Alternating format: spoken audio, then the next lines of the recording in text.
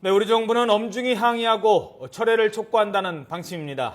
주한 일본 대사관 관계자를 외교부로 직접 불러서 정부의 강력한 항의의 뜻을 전달할 것으로 보입니다. 취재기자 연결하겠습니다. 김희준 기자. 네, 외교부입니다. 네, 우리 정부의 대응 정리를 좀 해보죠.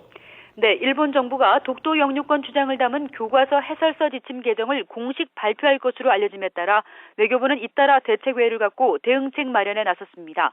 정부는 일본의 부당한 독도 영유권 도발에 엄중히 대응한다는 방침인데 일단 일본 정부의 공식 발표를 보고 대응하겠다는 입장입니다.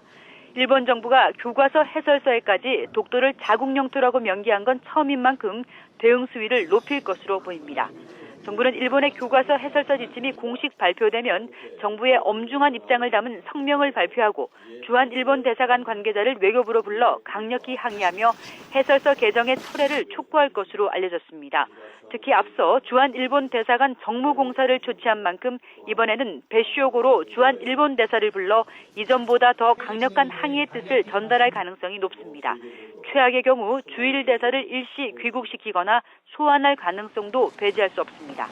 외교부는 일단 일본 언론의 보도를 통해 일본의 교과서 해설서 지침 개정 사실이 알려진 뒤 지난 12일 고바야시 게니치 주한 일본 대사관 정무공사를 조치했습니다.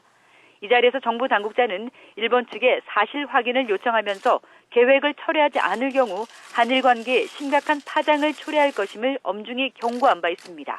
또 지난 24일에는 일본 정부의 영토주권 대책 기획조정실이 별도의 독도 홈페이지를 만들고 기시다 외무상도 국회에서 독도 영유권을 주장하자 정부는 고바야시 공사를 초치해 우리의 엄중한 입장을 거듭 전달했습니다. 지난달 아베 신조 일본 총리의 야스쿠니 신사 참배에 이어 일본 정부의 과거사 도발이 잇따르면서 한일 관계는 악화일로에서 벗어나지 못하고 있습니다. 지금까지 외교부에서 YTN 김희준입니다.